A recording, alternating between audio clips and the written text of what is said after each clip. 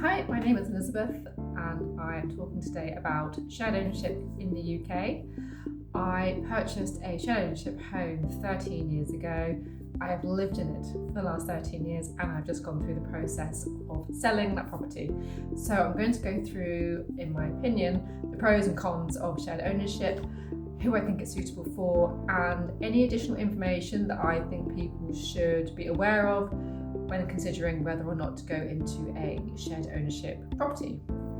So, shared ownership is also known as part-by-part rent, and it is essentially when you buy part of a property and then you rent the other part of it. So in my example, I purchased 35% of my flat and then I rent the other 65% from a housing association.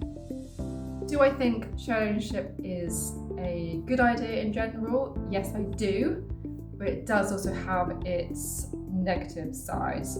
On the positive side, it's great for first-time buyers, it's great for single people who are trying to get on the property ladder and don't have a second person's income, and it is a lower entry-level amount to go on to be able to purchase a property. And in most cases, you also need a much smaller deposit than you would if you were buying 100% of the property. Things to be aware of when purchasing a property is the percentage you are purchasing. You will often need to pay 10% or sometimes 5% of that as a deposit. So the deposit will be a lot lower than if you're buying 100% of a property. Another thing to be aware of is that your legal fees are very likely to be higher with a part-by-part rent or shared ownership property than they would be if you were buying a normal home. So that's one thing to keep in mind, is your legal expenses will likely be higher. This also happens when you sell the property as well. Alongside it being slightly more expensive, it will also take longer. Shared ownership sales and purchases are more complicated than a standard purchase of a home, and therefore the process to purchase your property will take longer than if it was a normal home purchase. With a shared ownership property, you also have the ability to staircase, and what this means is you can buy bit by bit extra percentages of the property right up until you own 100% of the property. So you can, at the end of the day, buy the whole property in its entirety, or you can continue with the initial amount you bought and paid for with your mortgage and stay at that level. However, when you do staircase, each time you staircase, you usually, depending on the authority you're with, will have to do it in 10% minimum chunks. So if I bought at 35% and I wanted to staircase up a little bit, the minimum I would be able to purchase would be another 10%. So then I would own 45% and I would be renting the other 55%. With staircasing as well, the price is done on the current value of the property, not the value back when you originally bought your first percentage. So as the properties increase in value, so will the price of the next amount you're going to purchase for the staircasing. You also will need to pay for legal fees every time you staircase. So that's another cost on top. You are likely to also have to pay for the valuation through RICS to do this. So just keep in mind there will be additional costs for that. The cons with shared ownership, in my opinion, would be that you're likely buying shared ownership because you can't get a 100% mortgage on a property. However, when you are part-by-part rent, you are paying the mortgage on, for example, my 35%, and then you are also paying rent on the other 65%, and in most cases the rent is actually higher than what a mortgage would be on that last 60%. So you are actually in fact proving that you could pay for a 100% mortgage, but you're not able to because the bank won't lend you that amount of money. And that personally to me is an issue. Another issue for me is that every April your rent is likely to increase. Some authorities do it within the area amount that's gone up with inflation. Others have their own way of calculating it. You will also have a service charge on top of this. Even if you end up owning the property 100% outright, you will still likely have to pay a service charge on top of that. Within the service charges, you also pay into a sinking fund. This, for example, if you're in a flat, will go towards maybe if the property needed a new roof, they would use the money that's in the sinking fund that's paid in every month by every tenant. They would use that money first, and then anything afterwards would be billed directly to the tenant, you, even though you own property. Even though you are renting and buying, any repairs that need doing to the inside of the building fall down to you to pay for. Even though you are a renter and they may own the larger share and you pay the smaller share, you will still be liable for any internal repairs, and that won't come through the sinking fund. As I said, I have lived in my property for 13 years. Overall, I haven't really had very many issues. One thing I will say though is with service charge, always double check the figures. With mine, 1 year it came through and the figures had gone up by an awful lot from the year before, and I queried it and they came back and they went, yes, we've made a mistake, here is the updated amount, and they'd only changed it by £1 a month.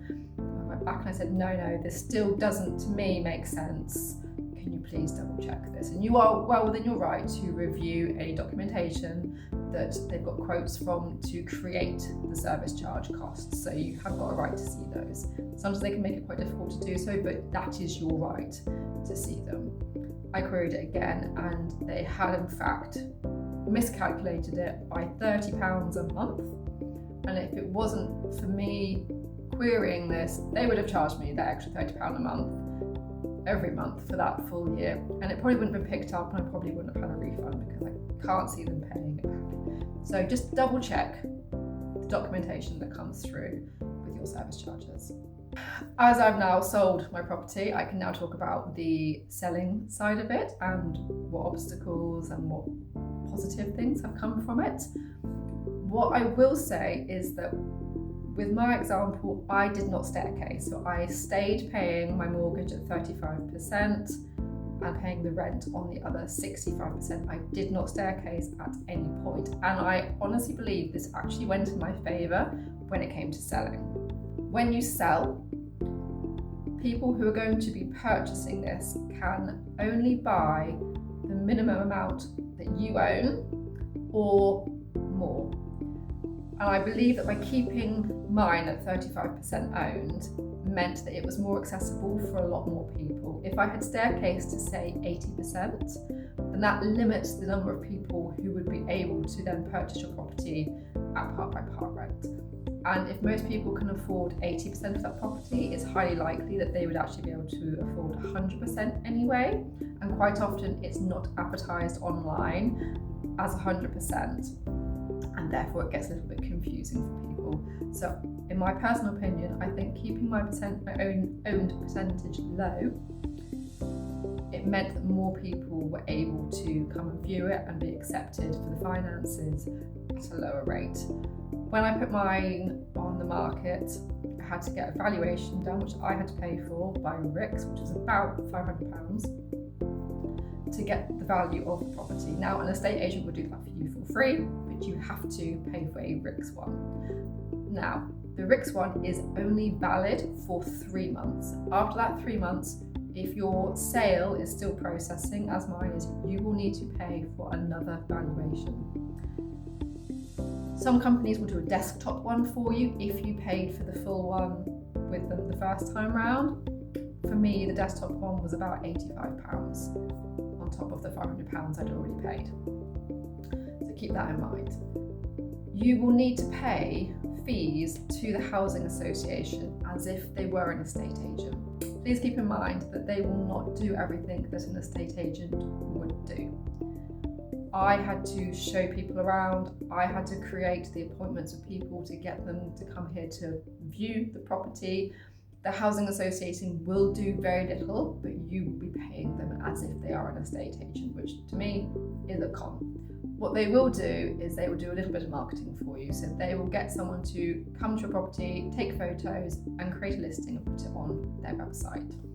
With me, within the first evening of my listing going live, I had 4 appointments the next day.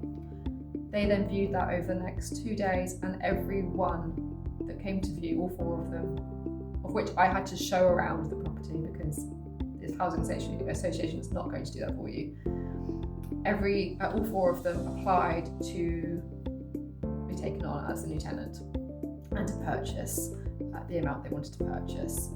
I genuinely believe because I kept mine low and didn't staircase, it meant that it was more accessible to people who wouldn't have been able to afford a higher amount.